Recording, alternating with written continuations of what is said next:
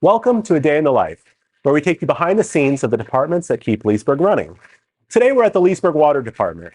This team is responsible for ensuring our community has safe, clean drinking water, from water treatment to system maintenance.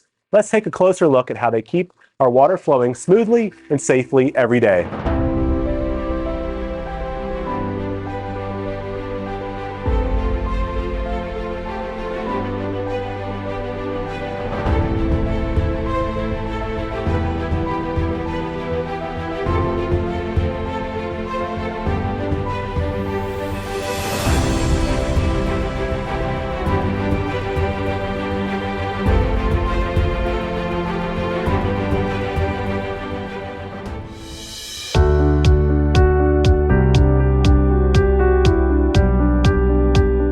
So Al, what is the water treatment process and how can you ensure it's safe to drink?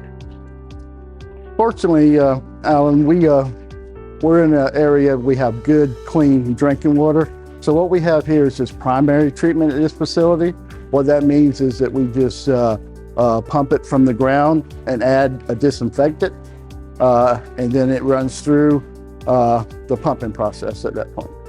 Our system is continuously monitored by chlorine analyzers and our SCADA control system, which has a set of parameters for pressure, number of pumps, failure of pumps, and it's continually monitored 24 hours a day. Another question I have for you, Al, is can you walk us through the stages of the water treatment? Yes, sir. The stages is we have, in this facility, we have 6 wells associated with this facility, ranging from 320 feet all the way up to about 1,000 feet.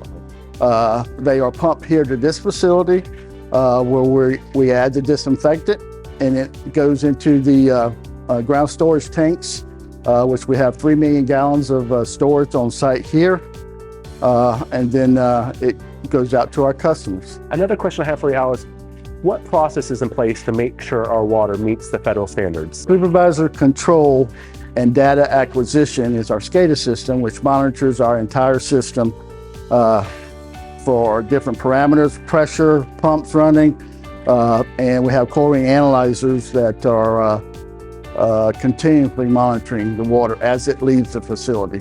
So we would get alarms if something was out of those parameters.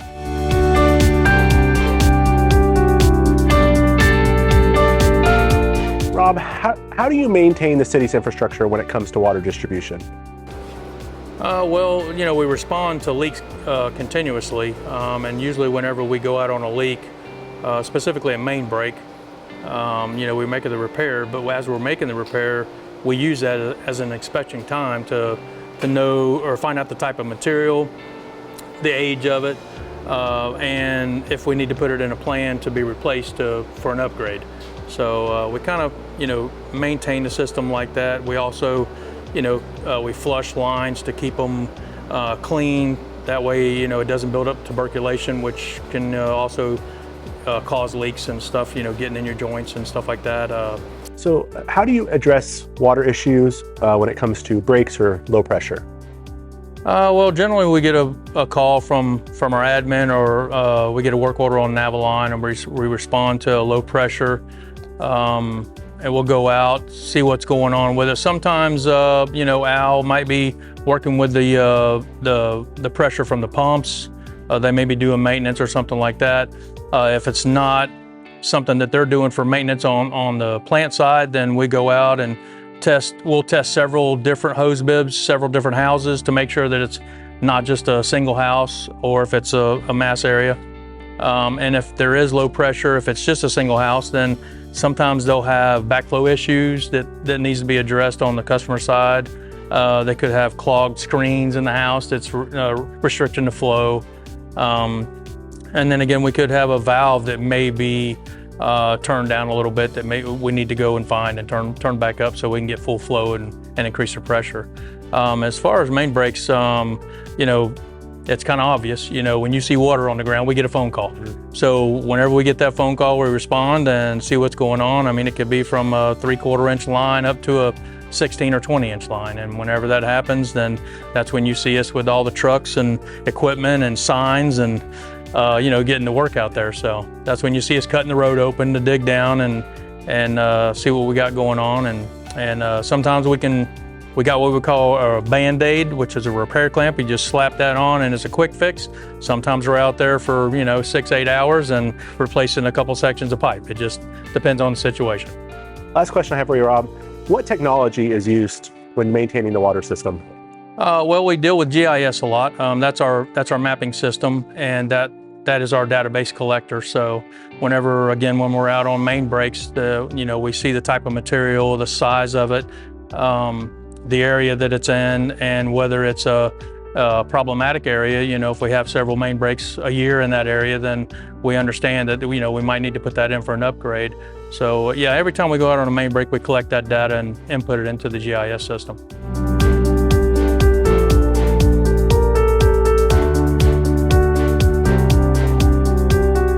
So guys, how does the water department handle customer inquiries when it comes to water quality? We'll go out and investigate and pull samples to test the water, kind of just touch base with the customer and kind of just touch and see what's going on. Sometimes we give them little tips. They just need to clean their strainer and their sink. Sometimes we have a lot of snowbirds that come down here and that water sits and they need to flush it when they first come back to get that stagnant water out. Just little things like that. And if he doesn't solve the problem with those things that he does, then they'll call us and I'll dispatch a technician to go out and see what the situation is. Sometimes it's the service has got some dirty water in it, or the main might have dirty water in it. So we'll break the meter down, flush the service, check hose bibs around the house just to make sure that everything is clean. If not, then we'll go back to the main and we'll flush a fire hydrant out just to get the main clean, so that way we can provide a quality clean service to the house. So what should a resident do if they notice a change in water color, taste, or things like that? As soon as they notice a change or something, they should call the office immediately. So either Rob or my crew could go out and investigate to make sure the water is safe.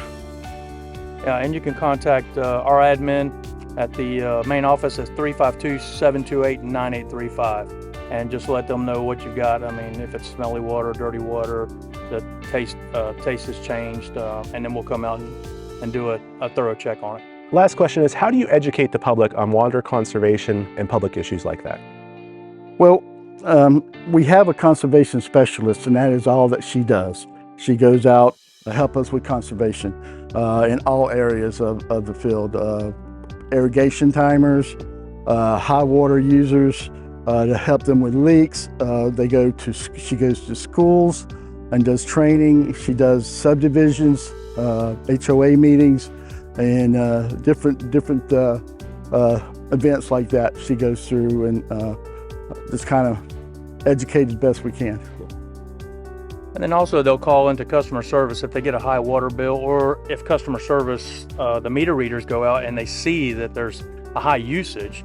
They'll also send them a letter, and then they'll notify us that we need to go out and do a possible leak check. So we'll go out and we'll check everything in the house, we'll go around the house, make sure they don't have a toilet leaking like Al mentioned, and then we'll do an irrigation check. We do this out of a courtesy. We don't charge the customer. We go a little above and beyond because our actual service stops at the meter, but we'll usually do a courtesy for the customer and go and check the irrigation. Just make sure they don't have any obvious leaks around their irrigation or their irrigation heads. And again, like Al said, maybe check their timer just to make sure they don't have their timers set too high to where they're using more water than they need. Yeah. And add a little tidbit to that, what the customer can do before they call if they suspect a leak is if they go out to their water meter, on their water meter face there is a red triangle, or some have little circles. Make sure everything is turned off inside the house and go out and look at that. And if it is spinning, then you have water flowing through that meter going somewhere.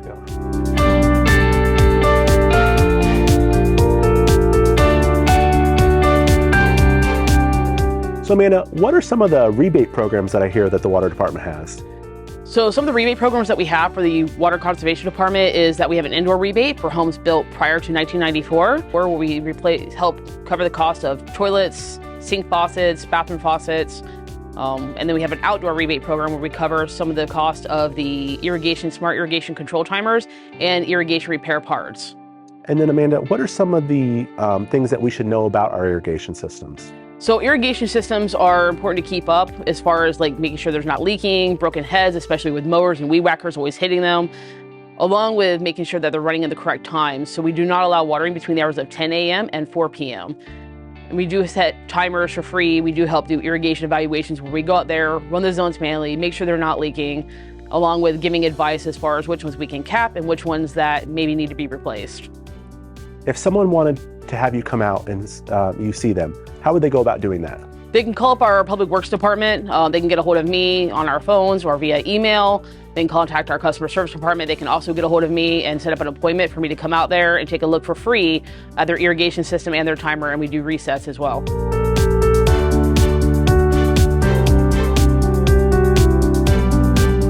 Can you tell us a little bit about the job opportunities and how someone can go about finding out more about those? Yes, sir. We're always hiring in Public Works. We have vacancies for every job that you've showcased in your segments.